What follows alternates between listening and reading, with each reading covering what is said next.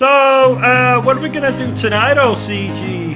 Well, the same thing we try to do every night, Bertram. Take over YouTube. Ladies and gentlemen, boys and girls, welcome to Obsessive Compulsive Gaming. I am the Obsessive Compulsive Gamer, joined once again by my faithful manservant / Buck-Totem Bertram. Say hello, Bertram. Hello, Bertram! And this is our retrospective for Final Fantasy XIII. So, dear viewer, don't you dare forget to subscribe to this channel and like this video. What is this? I'm so glad you asked, Barry Burton. Final Fantasy XIII is a role-playing video game developed and published by Square Enix for the PlayStation 3 and Xbox 360 in 2010. Didn't it release in Japan in 2009? Oh, fine. Final Fantasy XIII is a role-playing video game developed and published by Square Enix for the PlayStation 3 and Xbox 360 in 2009. A year I remember fondly as the year I wandered into Square Enix headquarters and demanded that they remake Chrono Trigger for the PlayStation 3 and put myself in charge of the whole production. And what did they say? Well, I didn't have my hearing aid in that day, but I think I heard something about my anus and a cactus. Oh my! Yes, so rude. Anyway, I'm still holding out. For a hero? Haha! No, that we'll get a Chrono Trigger remake someday. Oh! But we're not here to talk about Chrono Trigger. We're here to talk about one of my all-time favorite Final Fantasy games, Final Fantasy XIII. So, Final Fantasy XIII takes place in the fictional floating world of Cocoon, whose government, the Sanctum, is ordering a purge of civilians who have supposedly come into contact with Pulse, the much-feared world below. Our main character this time is Lightning, also known as the most badass woman since Ellen Ripley caught Sarah Connor trying to steal her vibrator and declared, "Get away from her, you bitch!" Lightning is on a quest to save her sister, who has been recently branded by one of those Pulse bastards. Lightning is soon joined by a band of allies, and together they also become marked by the same Pulse creature bastard, and thus our story begins. I didn't understand a word of what you just said. That's because you are stupid, Bertram. Oh! Now, before we get into the development of Final Fantasy XIII, just let me make you aware, dear viewer, that I am most definitely going to butcher the pronunciation of some of the names here. My apologies in advance. And number two, 99.8% of the facts I'm about to share with you are most likely true. The other 0.2% are complete and utter bollocks and are made up by yours truly. Haha, enjoy. Development for Final Fantasy XIII began in February 2004, shortly after the release of Final Fantasy X2 International and Last Mission in Japan. What the hell is Final Fantasy X2 International plus Last Mission? basically an enhanced version of Final Fantasy X2 with extra content. Oh! Do you remember Final Fantasy X2? Is that the Final Fantasy game with the J-pop songs? It is. Didn't I catch you singing along with it? You did. I never did figure out why you had no clothes on while you were doing it. Because I was in the shower. What? You're supposed to take your clothes off in the shower? Shut up, Bertram. Jesus. Take your clothes off the shower, bloody idiot. The team for Final Fantasy XIII included several developers who had worked on previous installments in the series, including director Motomo Toriyama, who had worked on Final Fantasy X and X-2. Producer Yoshinori Kitase, who had worked on 5 through 8 and was the producer for 10 and 10-2. Main character designer Tetsuya Nomura once again returned after having designed the characters for 7, 8, 10, and 10-2. And battle system director Toshiro Tsushida reprised his role from Final Fantasy X. Now, the music was composed by Masashi Hamazu, who previously worked on Final Fantasy X and was the main composer for Dirge of Cerberus, Final Fantasy VII. Final Fantasy XIII was the first main series Final Fantasy game to not include any compositions by original series composer Nobuo Uematsu.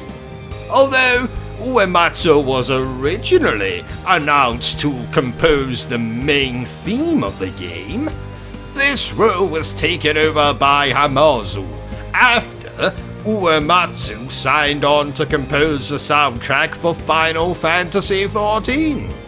Oh, I love Final Fantasy XIV. No one cares what you love, Bertram. That's not true. Someone once said I was the best thing about this channel. And, who said that? Your mother? Yes? Ha! I rest my case. Final Fantasy XIII was conceived to be the ultimate single-player RPG.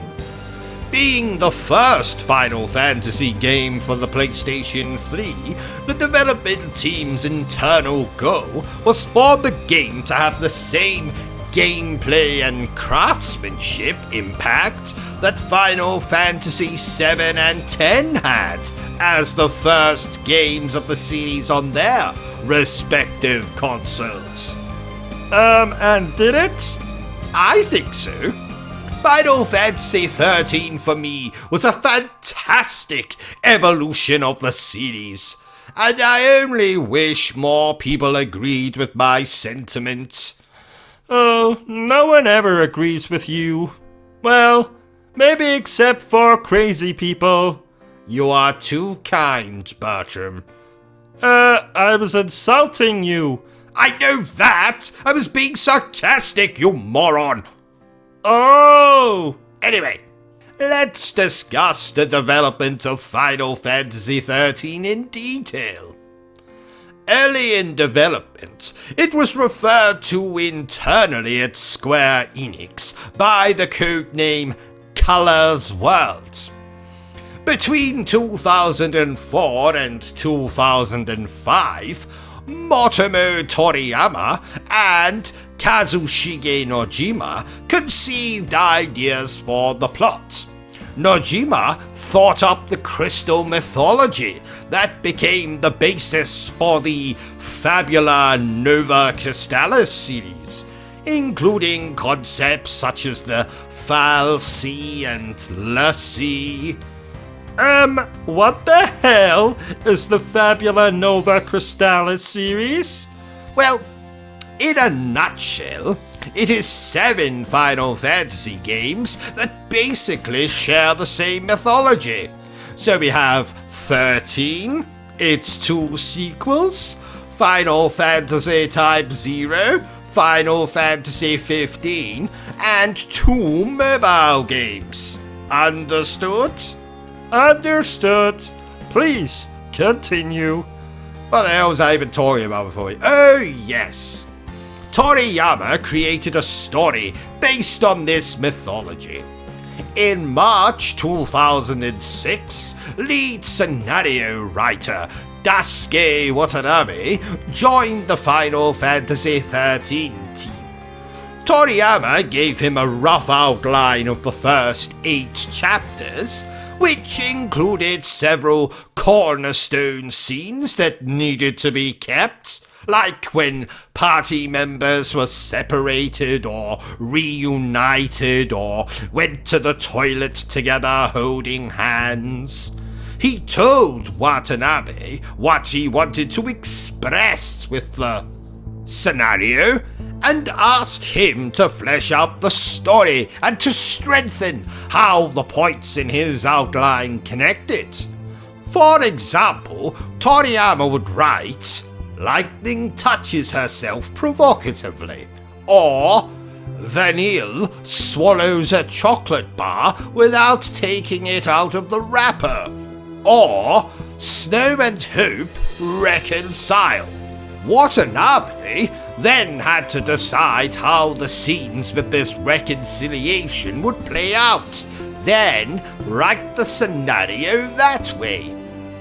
To emphasize what the story was trying to express, Watanabe adjusted the personalities Toriyama had given to each character. For example, Toriyama wrote that Lightning was a reliable and calm leader type, but Watanabe would change that to more accurately show the confusion and unease after the protagonists transform into lassie. What the hell is a lassie? We'll get to that. Are you going to keep interrupting me during this, Bertram? If you are, I might have to ask you to leave the room. So you can masturbate? Yes. I mean, no. So you don't distract me. This video is going to be long enough already without me having to explain every single little thing to you. Oh, okie dokie. Okie dokie, you're going to leave the room, or okie dokie, you're going to stop interrupting me. Okie dokie, what was the question again? Never mind. Just sit there and be quiet. Damn it, I forgot what I was saying. Oh yes. Toriyama has said that one of the storytelling challenges he faced writing Final Fantasy XIII was dealing with the despair of the characters and the many points at which they are seemingly cornered. He mentioned the scene where Sazh tries to commit suicide as one such example, although Toriyama felt it was almost a little too dark. He wanted to include something like it in the game. Didn't someone try to commit suicide in another Final Fantasy game? Well remembered, Bertram. Celeste in Final Fantasy VI tried to commit suicide when she lost her favorite vibrator. Or some such nonsense.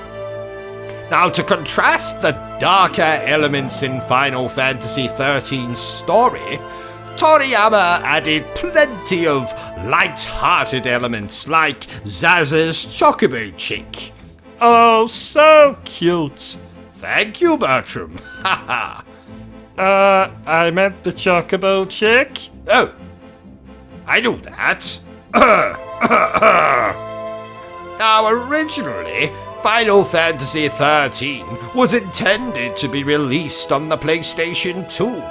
But in May 2005, after the positive reception to the tech demo of Final Fantasy VII, the team moved the game to the PlayStation 3. What tech demo? Basically, they remade the opening of Final Fantasy VII, to show off the power of the PlayStation 3. Oh! It was very good, and got me very excited for a potential Final Fantasy VII remake. I had an erection and everything. But sadly, we wouldn't get that remake until 2020. But boy oh boy was it worth the wait.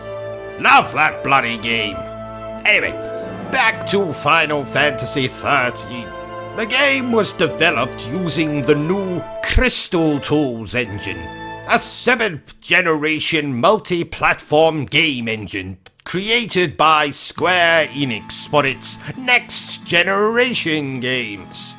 Square Enix believed that developing a new engine would speed up development time later in the project. But little did they know that it actually had the opposite effect. Oh, morons. Pot, kettle, black. Anyway, Final Fantasy XIII was first shown at the 2006 E3 convention. The trailer shown was an artistic concept that did not represent the final concept for the game, since at the time there was no playable form of the game. Announced alongside the game was Final Fantasy Versus 13, later retitled as Final Fantasy 15, and the PlayStation Portable game Final Fantasy Type 0, originally titled Final Fantasy Agito 13. Now these would be the first games in the Fabula Nova Crystallis Final Fantasy series that I've already spoken about. Do you think we'll ever get to go to E3? Well, considering that E3 is pretty much as dead as Kevin Spacey's career at this point, no, I don't think we'll ever go to E3. Oh! It's okay, Bertram. We'll take over YouTube one day, so you can just look forward to that. Oh, yay! Yes, haha. Like a lot of games, Final Fantasy XIII has a wealth of cut content. Art director Isamu Can't Say His Surname revealed that many locations such as Lightning's home were left out of the final version of the game due to concerns about the game's length. Can't Say His Surname said the content they cut was, in itself, enough to make another game. Another example of cuts is that Final Fantasy XIII, unlike previous titles in the series, includes no explorable town areas. Toriyama said in an interview that the team was unable to make them as graphically appealing as the rest of the game and chose to eliminate them. Toriyama also said that he intended to have a piece of downloadable content available for the game that would include a new area, weapons, and quests, but was forced to cut it as well due to quality concerns so late in the project and difficulties with developing Final Fantasy XIII for not just the PlayStation 3, but the bloody Xbox 360 as well. Oh, don't say it like that. You love the Xbox, really? I suppose. So here's a recap of the whole story for Final Fantasy XIII, which may or may not be plagiarized from Wikipedia. In Cocoon, the citizens of the town of Bertram are being evicted or purged after coming in contact with something from Pulse. Over the course of the game, the player is shown flashbacks of the events of the previous 13 days, which began when a falcie from Pulse was discovered near Bertram. Lightning's sister Sarah had found the falcie from Pulse and had been changed into a lassie by it. Lightning and Sazh derail a purge train bound for Pulse in an attempt to save Sarah. As Snow leads his resistance group Nora to rescue the Purge exiles, several of them are killed. Heading to the falcie, Anima to save Sarah, Snow is joined by two of the exiles, Hope and Vanille. The two parties meet at the falcie and find Sarah just as she turns to crystal. Anima then brands them as lassie, and they are cast out into a different part of Cocoon. During this transformation, the newly crested lassie all have the same vision, a monster called Ragnarok. Arguing over the ambiguous nature of the dreamed focus, the party finds Sarah in her crystallized form. Snow remains with her as the others leave. Snow meets Sid and Fang, two members of the cavalry, after he is captured and detained aboard the airship Lindblom. Meanwhile, the others flee from Sanctum before getting separated by an airstrike. Hope and Lightning travel to Palom, while Sazh and Vanille travel to Nautilus. In Lightning's scenario, she unintentionally supports Hope's goal of killing Snow to avenge his mother's death. In Vanille's scenario, Sazh discusses how his son Dash was turned into a lassie by a cocoon falcie and was taken by Sanctum to discover his focus. In Palom, Lightning attempts to dissuade Hope from going through with his revenge and meets Snow and Fang. Fang reveals that she and Vanille were lassie from Pulse, who were turned into crystals. They were turned back into humans 13 days earlier, sparking the purge. Hope attempts to murder Snow, but after being rescued during an airstrike, he decides not to go through with it. The four then flee the city with Sid's aid.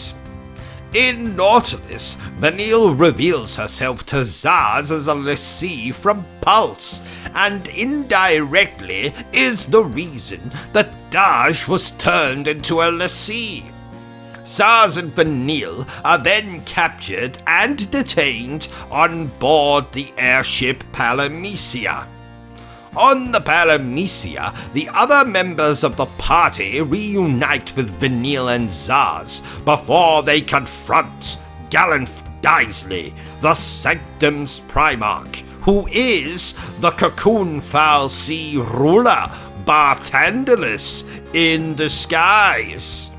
Barthandelus tells the party that their focus is to transform into the beast Ragnarok and slay the sleeping falcie Orphan, who keeps Cocoon afloat above Pulse. Slaying Orphan will result in the destruction of Cocoon.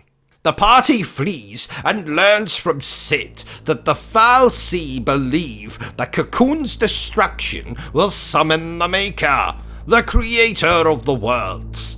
The falcie cannot harm Orphan themselves. Vanille and Fang revealed to the party that they were involved in the War of Transgression centuries earlier, and that their focus then had been the same: to transform into Ragnarok and attempt to destroy Orphan. The party flies away to Pulse and journeys to Oerba, Vanille and Fang's hometown, where they hope to learn how to remove the Lycée marks. The town is deserted, and they find no living people on the surface. The party is unsuccessful in removing their marks, and Bartandalus confronts them again. The party learns that Bartandalus has made Sid the new Primarch to create chaos in Cocoon, to force the cavalry to attack Sid and Orphan in a coup d'etat.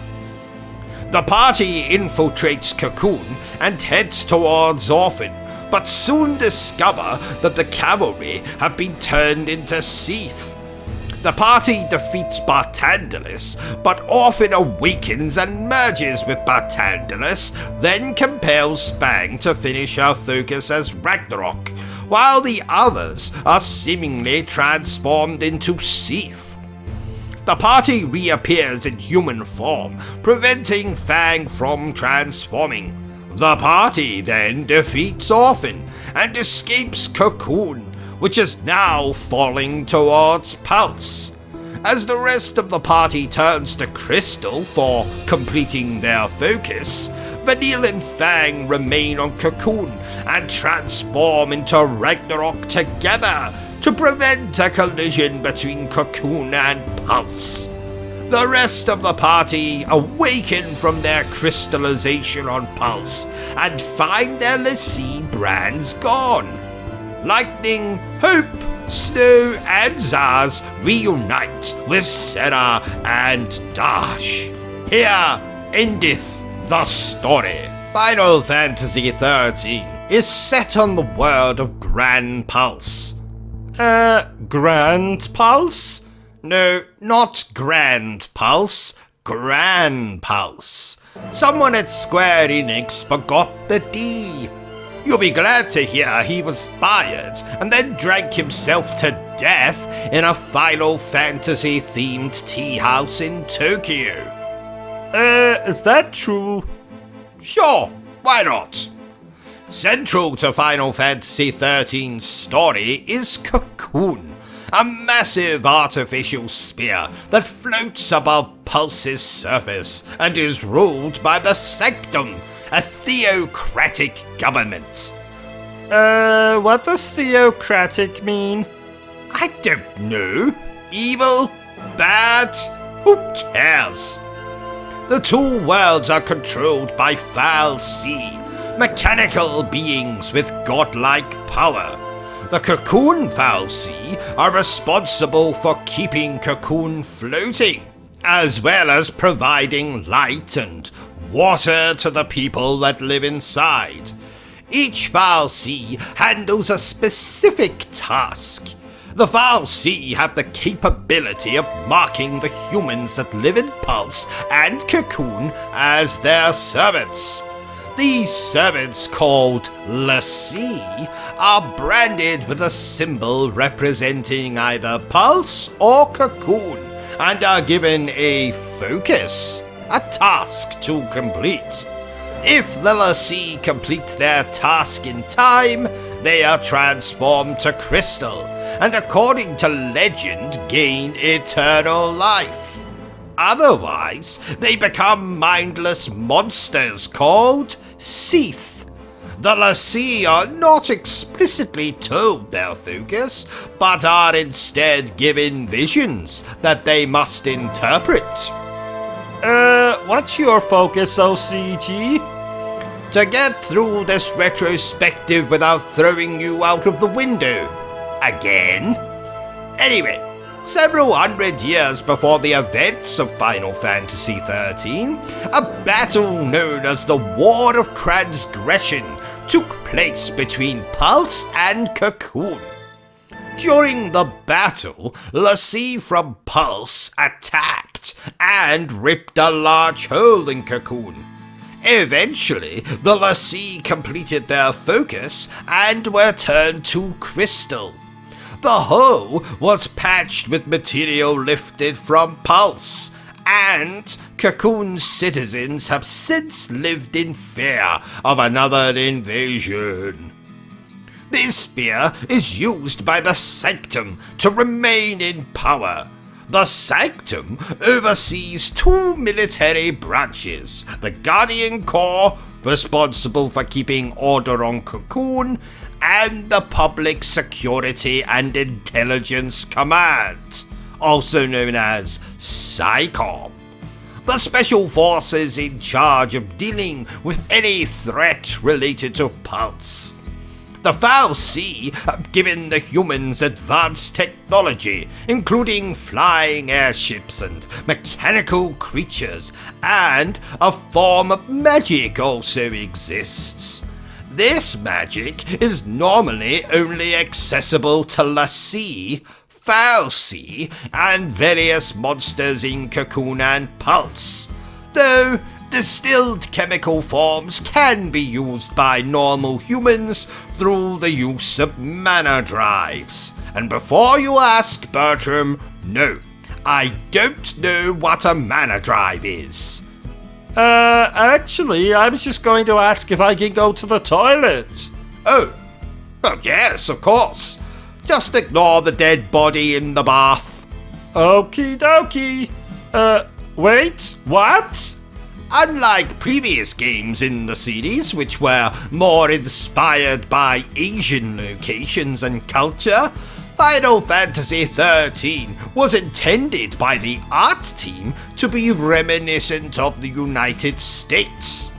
Pulse was based on landscape photographs the team took from across the country, and Cocoon was intended to be a melting pot of different ethnicities. The setting was also given a science fiction aesthetic to make it stand out more from other entries in the series. There are 6 main playable characters in Final Fantasy XIII.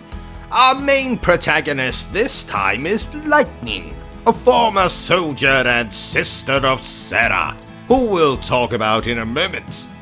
Toriyama wanted Lightning to be a new type of female character, with an athletic body and a less feminine nature than some of the previous female characters in the series. Less feminine? What does that mean? Basically, it means she doesn't walk around with her bazookas on show for every Tom, Dick, and Harry to lead at. Oh! Toriyama told character designer Tetsuya Nomura to make Lightning strong and beautiful, and she was intended to be reminiscent of Final Fantasy VII's Cloud Strife. Next we have Snow Villiers, voiced by the fantastic Troy Baker. Snow is Sarah's fiancé and leader of Nora, a paramilitary group. We also have Vanille, the game's narrator, and an exile who was later revealed to be a Lassie from Pulse. Sazh Catsroy, a civilian pilot and father to a young boy Dash, Hope Estime, a young boy, and finally Fang, a Lassie from Pulse, who is working with the Sanctum's cavalry branch. Now, Fang was initially conceived to be a male character, but her gender was changed to coincide with the updated character designs during the latter part of development. Other characters you'll encounter during Final Fantasy XIII are our main villain, Galanth Daisley, the ruler of the Sanctum, Cid Raines, a Sanctum Brigadier General in the cavalry who does not trust the government, and last but not least, we have Sarah Farron, Lightning's younger sister and Snow's fiancée. Now we'll talk a lot more about Sazh in our retrospective for Final Fantasy XIII too. So, instead of talking about the gameplay for Final Fantasy XIII, I thought instead I would talk about a hermit I found living in my garden shed. Really? No, not really. We're actually going to talk about the gameplay for Final Fantasy XIII. So, like all the other Final Fantasy games, you'll run through the world getting into fights, upgrading characters, buying weapons, upgrading weapons, taking regular toilet breaks, blah blah blah-diddy blah. Like Final Fantasy XII, enemies are visible at all times and can be approached or avoided by the player. When the player's character touches an enemy, the screen transitions from the regular map to a separate battle screen, similar to those used in previous Final Fantasy games. Now, the battles in this game are a variation of the traditional active time battle system, first featured in Final Fantasy IV. Unlike previous games in the series, the player only controls the lead character, while the remaining two characters are controlled by the game's artificial intelligence. During battle, the player selects an action from the menu such as attack, magic, item, and each action requires a specific number of slots on the ATB bar, which refills in real time to a set maximum number. This total size gradually increases throughout the game from 2 to 6. The paradigm system allows the player to program paradigms, surprisingly, in which the active party members have a specific role in combat, roughly akin to the job system of previous games. The player can only choose from a limited stock of paradigms set up outside of battle, limiting the possible combinations of roles available. This is the only way of directing AI-controlled party members. The roles consist of Commando, dealing physical damage, Ravager, using elemental magic, Medic, a role which can heal and remove negative status ailments, Synergist, which uses magic to strengthen allies by giving positive statuses, Saboteur, which uses magic to weaken enemies by inflicting negative statuses, and Sentinel, which has protective abilities and may take on enemy focus. In addition to a health bar, each enemy has a stagger bar, or chain bonus, indicating with a percentage starting at 100 the strength of attacks dealt by the player. When the chain bonus reaches an amount specific to the kind of enemy, they are staggered. Stagger increases damage massively by providing an instant boost to the chain bonus, and may launch the enemy into the air, and or make the enemy shit their pants. Now, stagger is increased by a large amount by magic-based attacks, but will fall unless sustained by physical attacks. So in a nutshell, have one of your commandos attacking, at the same time have a Ravager attacking, and that should build up the stagger bar. See? Each leader or controlled character can summon a specific Eidolon into battle. Now, these summoned creatures include series staples Odin, Shiva, Alexander, and Bahamut, alongside some newcomers. Now, when summoned, the Eidolon stays in combat, while the characters accompanying the summoner leave the party. While an Eidolon is summoned, the player can trigger a feature called Gestalt Mode, in which the Eidolon transforms into a different form, just like the Transformers, and performs different attacks while the summoning character rides them. And not in the dirty way. Get your mind out of the gutter. But how do you upgrade your characters in this game? I'm so glad you asked, dear viewer. I didn't hear anything. Shut up, Bertram. The Crystarium is a leveling system consisting of 6 crystals and resembles the sphere grid from Final Fantasy X.